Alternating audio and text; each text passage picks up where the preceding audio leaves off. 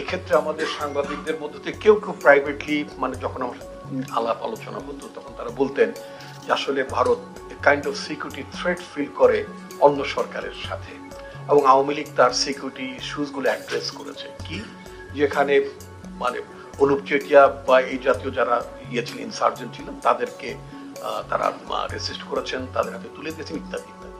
আমার কথা হচ্ছে যে ভারতের নিজেদের সভরেন্টি বা তাদের নিরাপত্তার ব্যাপারে বাংলাদেশে আমরা যারাই ক্ষমতায় ছিলাম বা ক্ষমতায় আছি বা ক্ষমতায় যাব, আমাদের কারোরই তার মানে সিকিউরিটি থ্রেট সৃষ্টি করার কোনো কারণ নেই, লক্ষ্য নেই, উদ্দেশ্য নেই।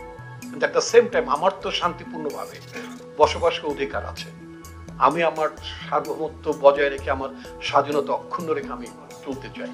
তাহলে শুধুই মাত্র আওয়ামী লীগের উপর তার নির্ভরতা কেন? কারণ আওয়ামী লীগ, আমি আগে বলেছিলাম যে আওয়ামী লীগ সব দিয়ে দিতে পারে, সব দিয়ে দেয়। অন্য কোনো রাজনৈতিক দল তারা শুধু মিউচুয়াল রেসপেক্টের নীতিটা ফলো করে। আমি তো আমার পারস্পরিক স্বার্থ, আমার পারস্পরিক নিরাপত্তার বিষয়টা বিবেচনা করব।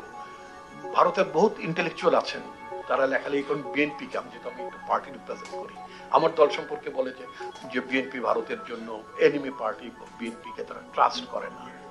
বিএনপিকে তো ট্রাস্ট করার কোনো কারণ নেই, বিএনপি তো ঠিক আওয়ামী লীগের মতো সব দিয়ে দিতে পারবে না, মোটামুটি সবই দিয়ে দিয়েছে। এখন এখানে ফরেন অ্যাডভাইজার এখানে আছেন, পঞ্চগড়ের ওখান থেকে 480 কিলোমিটার একটা রাস্তা নেয়ার ব্যাপারে আলাপ আলোচনা শুরু হয়েছিল, ওই জায়গাটা দেওয়া বাকি আছে, শুধু মোটামুটি বাকি সবই দেয়া আছে। তো এই জায়গাটা তো বিএনপি ক্ষমতা আসার নামে এরকম তুলে দিতে পারবে না, সার্টেনলি নট। দেশের স্বার্থ বিকিয়ে আমাদের দল ভবিষ্যতে কখনই কোন শক্তির সাথে আপোষ করবে না, এটা আমাদের একটা ফার্ম পলিসি। যারা এখানে তরুণ ছাত্র ছাত্রী যারা আছেন তাদের কাছে আমার দলের তরফ থেকে, আমার পার্টির অ্যাক্টিং চেয়ারম্যান জনাব তারেক রহমানের তরফ থেকে আমি আপনাদেরকে আশ্বস্ত করতে চাই, আমাদের দল জাতীয় স্বার্থে ন্যূনতম কোনো বিষয়ে কম্প্রোমাইজ করবে না।